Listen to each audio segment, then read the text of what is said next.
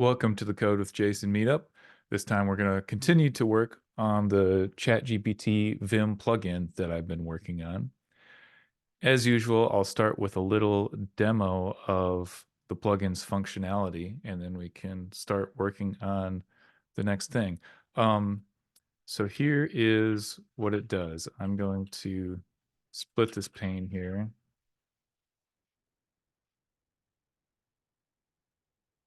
Okay, so this ChatGPT plugin is mainly designed to help facilitate the TDD process for me. So I can say, write me a test for, I was looking for it in my history here, but I don't see it. So I'm just going to have to write it from scratch.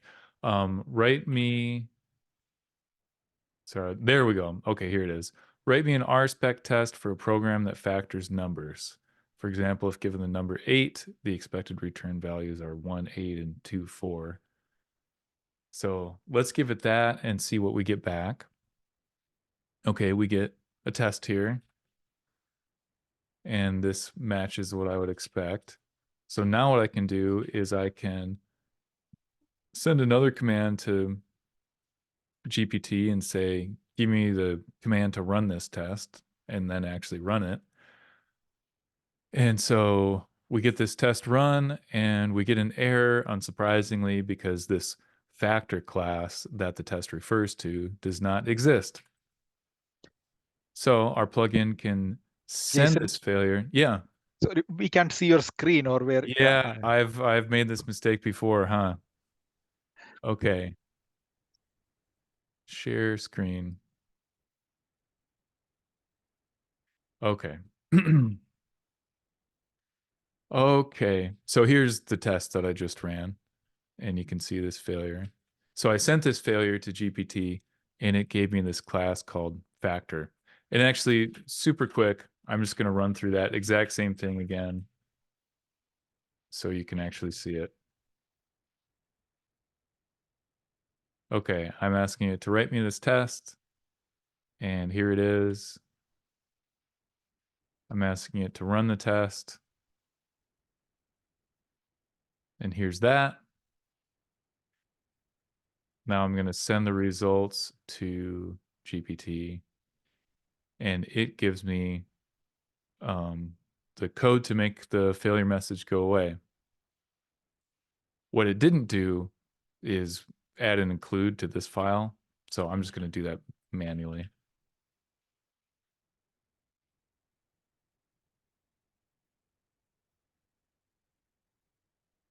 Okay, and then I'm going to run this once more.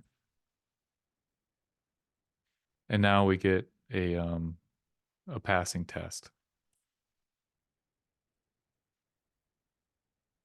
Okay. So that worked. And as I've been working on this, I've tried to demo it, tried to use it, and I've been running into errors and fixing those errors as they come up.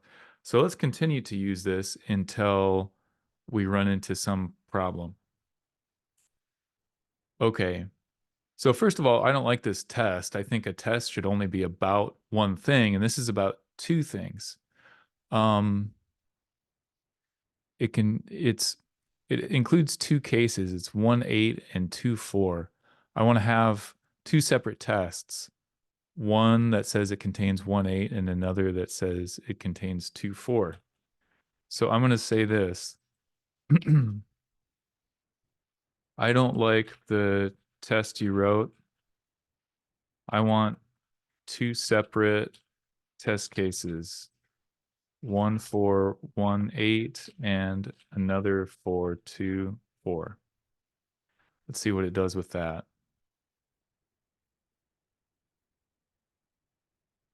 Sometimes these responses take quite a while to come back.